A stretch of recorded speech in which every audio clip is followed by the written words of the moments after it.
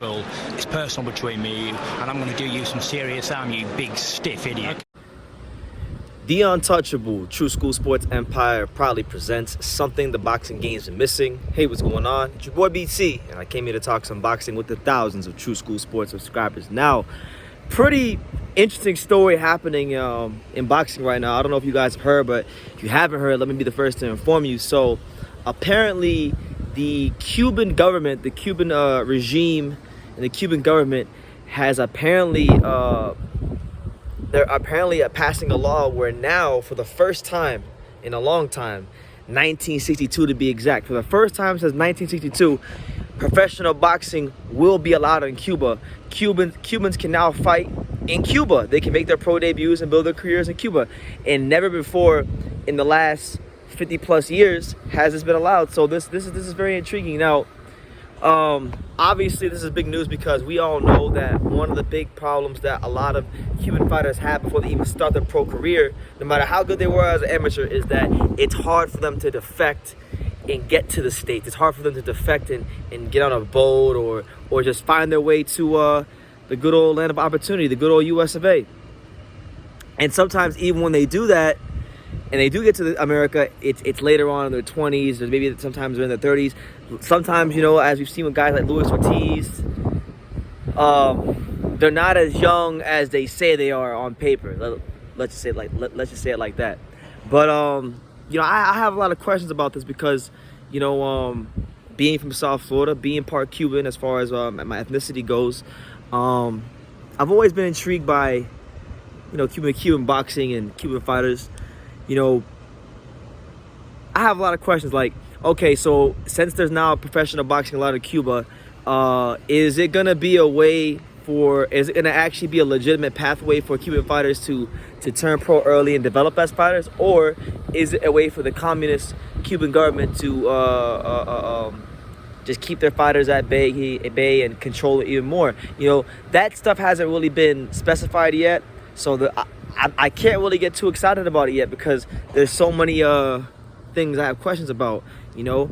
Now, another thing I'll say about this is the one positive, probably the biggest positive I can take from this before any sort of details come out is that Andy Cruz, you know, the great Cuban fighter who just beat Keyshawn Davis in the Olympics, and the man that was you know, two-time gold medalist, he mastered, like Andy Cruz mastered how to win an amateur boxing match.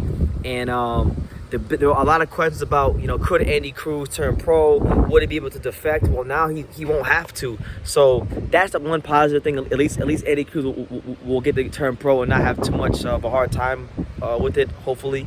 But like I said, is this a way for the Cuban government to continue to control the fighters? Like Andy Cruz, for all the talk of Andy Cruz and how great he is, let me put you guys on game.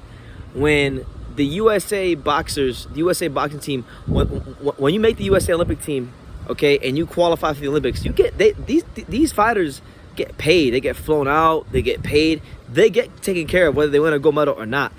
When Andy Cruz won a gold medal, all right, against Keyshawn Davis, do you know what he got when he came to Cuba?